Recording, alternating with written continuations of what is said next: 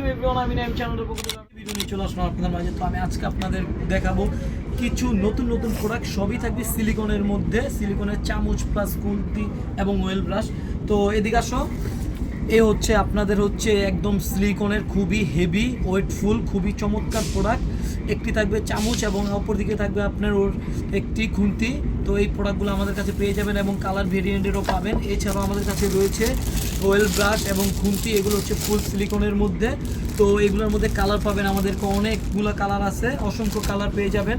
এবং আরেক দিকে আছে আমাদের স্টেনলেস স্টিল প্লাস নন স্টিকের চামচগুলো, এগুলা খুবই ভালো মানের এবং প্রিমিয়াম কোয়ালিটির।